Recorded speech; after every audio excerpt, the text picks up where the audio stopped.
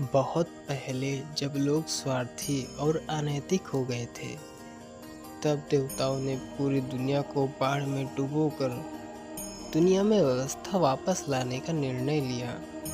संसार के पुनर्निर्माण के लिए जिम्मेदार भगवान ब्रह्मा ने ज्ञान के स्रोत वेदों में वर्णित ज्ञान के अनुसार अथक परिश्रम किया। हालांकि अपने थकाऊ कार्य के दौरान भगवान ब्रह्मा को नींद आ गई और उनकी नाक से हैग्रीव नाम का एक राक्षस का जन्म हुआ, जिसका सिर घोड़े के समान था। हैग्रीव ने चालाकी से भगवान ब्रह्मा से वेदों को चुरा लिया और भाग गया।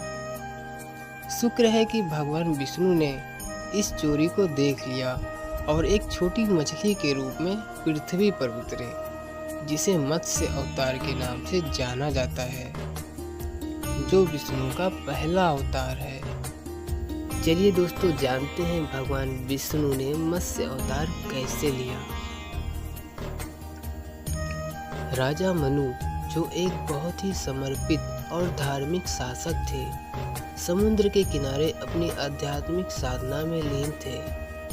जैसे ही उन्होंने अपने हाथों में पानी लिया, उन्होंने देखा कि उनमें एक छोटी मछली तैर रही है। मछली ने राजा से अपनी जान बचाने की गुहार लगाई।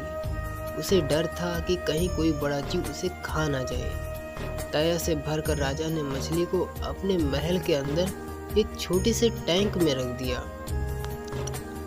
राजा को यह देखकर आश्चर्य हुआ कि मछली तेजी से बढ़ने लगी और कुछ ही समय में वह टैंक से बाहर निकल गई। राजा ने उसे एक छोटे से तालाब में रख दिया, लेकिन मछली बढ़ती ही गई और तालाब भी उसे समाहित करने में असमर्थ हो गया। इसके असाधारण आकार को देखते हुए राजा मनु ने मछली को नदी में छोड़ने का निर्णय लिया। अंततः उसे विशाल महासागर में वापस छोड़ दिया।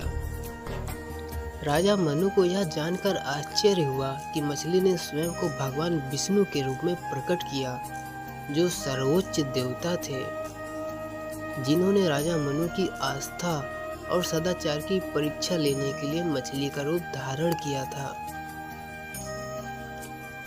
जैसे ही राजा मनु ने दिव्य मत्स्य के समक्ष विनम्रता पूर्वक प्रणाम किया,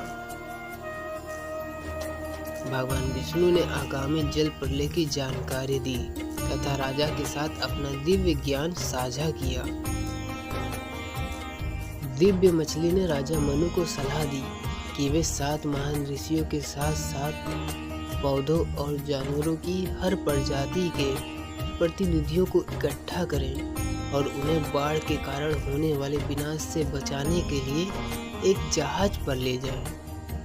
7वें दिन जब भारी बारिश और तूफान आया, तो भगवान मत्स्य राजा के सामने प्रकट हुए और उन्हें निर्देश दिया कि वे वासुकी नाग को रस्सी की तरह इस्तेमाल करके संदूक को अपने सींग से बांध लें।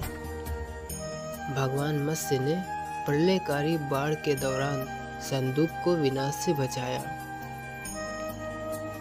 संदूक की रक्षा करते हुए और उसे हेमवन पर्वत की ओर ले जाते हुए भगवान मत्स्य ने राक्षस हैग्रीव को भी हराया और चुराए गए वेदों को भगवान ब्रह्मा को लौटा दिया। यात्रा के दौरान भगवान मत्स्य ने राजा को गहन ज्ञान और महत्वपूर्ण बात बताई। दोस्तों, आपको यह कहानी कैसी लगी हमें कमेंट में जरूर बताइएगा। वीडियो अच्छी लगी तो लाइक, शेयर और सब्सक्राइब कर नोटिफिकेशन बेल को ऑन कर दीजिएगा। Thank you so much for watching this video.